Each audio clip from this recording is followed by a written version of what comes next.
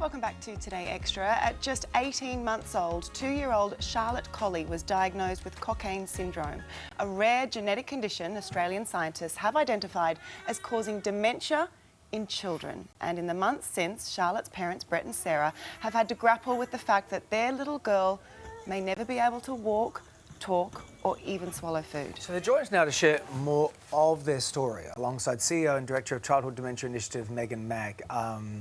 Thank you, all three of you, for coming in. But Sarah, when we look at, Charlotte there, she looks so beautiful and, but tell us a little bit about her diagnosis and when you realised something was not quite right with Charlotte. Yeah, so we sort of noticed very early on, sort of in the first couple of months of her life, that something wasn't quite right with her feeding. So she couldn't swallow properly and she was coughing and spluttering, and it took us a little bit of work to figure out with all of the relevant medical professionals, what was going on, because no one could really figure out what it was. So we had a lot of, wrong turns, we had a lot of referrals to different experts, but we eventually got there through the Sydney Children's Hospital with the amazing team there that were able to sort of figure out what was going on, get the right tests, the genetic analysis, and an MRI to fully diagnose her late last year. And so, Brett, you already had Finn at this stage.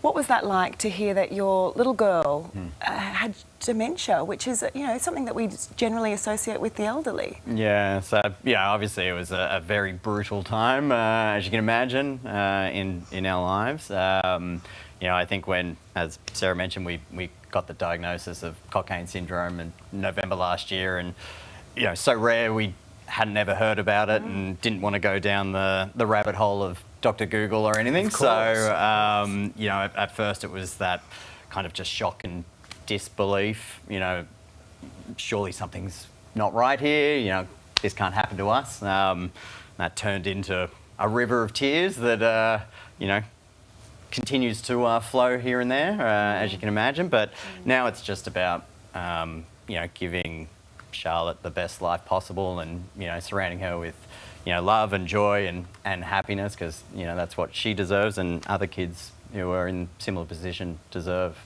And that's the thing, isn't it, Megan? I want to bring you in here because we are hearing this more and more in other children. It's still a small number, but it is becoming more visible. So tell us about the signs that people should be looking out for in children. Yeah, so it is, a new study has found that it's 1 in 2,900 babies born will develop dementia in childhood, and these are babies that are born seemingly healthy and hit their early developmental milestones. Right. But over time, their development begins to slow, plateau and eventually regress, and families report along with that slowing of development, behavioural issues, other cognitive problems with learning, language, and unfortunately the regression continues. So the study that's just been released has found that probably about 50% of babies who are born with one of these conditions won't see their 10th birthday. That's shocking, isn't it? Yeah. But even just to hear you say 1 in 2,900 babies are born with a condition that results in childhood dementia, and most Australians probably have never even heard of it before.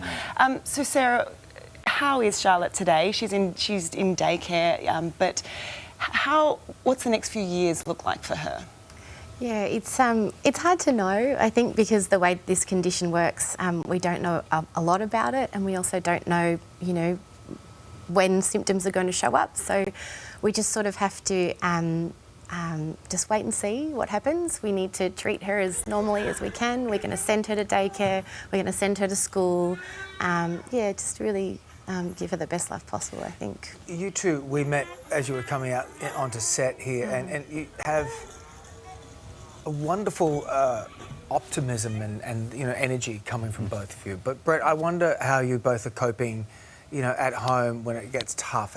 You have to rely on each other. What's the support network like that you guys need? Yeah, we're very lucky. In a tough situation like this, that we've been surrounded with great friends and family who have been on the journey from day one with Charlotte's diagnosis, and a shout out to all of them who are watching. You need that tribe. You need that tribe, you need definitely. That village. Exactly. Always takes a village. Exactly, and they've been fantastic. But not only that, Sarah mentioned the team at Sydney Children's Hospital. With we were lucky to get an fairly early diagnosis, and then put a plan in place with the NDIS supported therapies that Charlotte does. You know, she's got 5 or 6 on a high rotation every month to try and help develop her skills and, you know, put her in the best possible position, you know, for her future. And also, even though it is a very rare condition, there is, you know, a great community of other families who, you know, are in a similar position. So being able to reach out to them both nationally and internationally, just to share stories and you know, drive that awareness. And you sharing your story is, you know, creating that awareness right around the country. So Meg, tell us about Childhood Dementia Initiative.